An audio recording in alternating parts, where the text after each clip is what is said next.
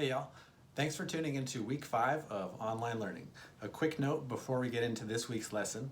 I have started to put in grades for our progress reports, which will be available online this week.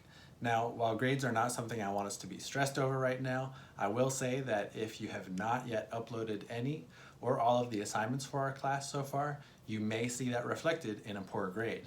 So if you check your grades in Focus and you don't like what you see there, it's probably because I have not yet received some or all of our art assignments from you. The good news is our past assignments do not go away. So if you're missing some of the older assignments in Google Classroom and you have the time, I encourage you to go back and look at the video, take some time to do the project, and upload your work. Make sure that you check that your assignment has been uploaded correctly with your work attached, and let me know if you have any questions or need any help. I am here for y'all to help you, and I hope that each and every one of you can participate in the work that we do here and hopefully have some fun doing so too. And just as a reminder, I'm available to talk to in real time during our Google Meets. Tuesdays from 9 to 10:30, Thursdays from 1:30 to 3, and Fridays from 10:30 to noon. This past week in Google Meets, I did some live drawing demonstrations of the mandalas. So tuning into those meetings is a great way to say hi and get help or create some art together. All right, this week's assignment is called Out My Window. I know that with school being closed and a lot of extracurricular activities being put on hold, most of us have been at home way more than usual lately. And while we're home so often, we're probably noticing a lot more about our houses than we did before. Like, I never noticed how much dust is up there. Or if you're like me, you've just been staring out the window a lot.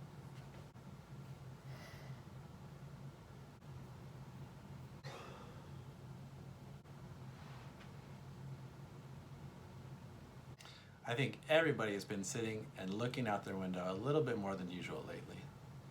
Now I want to share with you an article from the New York Times, which is a newspaper in New York City. They asked some artists who had been cooped up inside their houses or apartments to draw what they saw outside their window and reflect on how it made them feel. As you may know, New York City has been hit really hard by the coronavirus, and the feelings that some of these artists expressed as they looked out their window at a totally transformed city can be very powerful. Well, this week I want you to sit in front of a window, any window in your house, and I want you to draw what you see outside and reflect on that. This will require you to use your powers of observation and really take the time to think about what you see out your window and how to draw it on your paper. You should find a window in your house that has a pretty interesting view. So a window that looks directly at your neighbor's brick wall might not be very fun. Now, if you have any details that you don't feel comfortable sharing, like a street sign with the name of your street on it, you don't have to draw everything that you see.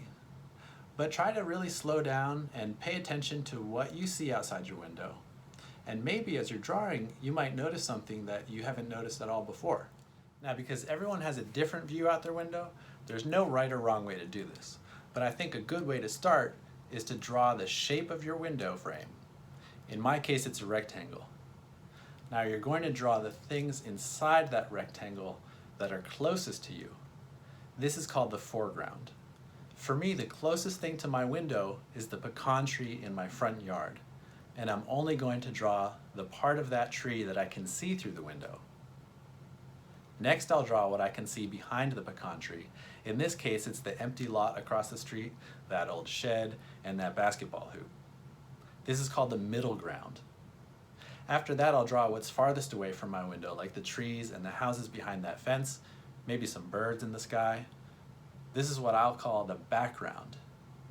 Then I'll add some weird trinkets and objects that I have sitting on my windowsill, because that's part of the window too. If you have colors that you'd like to take the time to color it in, please do so, but coloring is not required. After you've drawn what you see outside your window, take a moment to reflect on how you feel. Just as the artist in the New York Times article did, I'd like you to write a sentence or two about what you see out your window and how it makes you feel. After that, you're done. Remember to take a picture of your drawing and upload that to the assignment before you turn it in. You don't have to take a picture of your actual window view, just your drawing. All right, hopefully that gives you a good idea of how to start drawing what you see outside your window and reflect on how that makes you feel.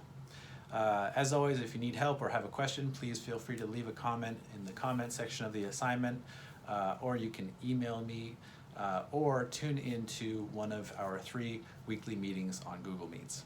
Thanks, y'all. Take care.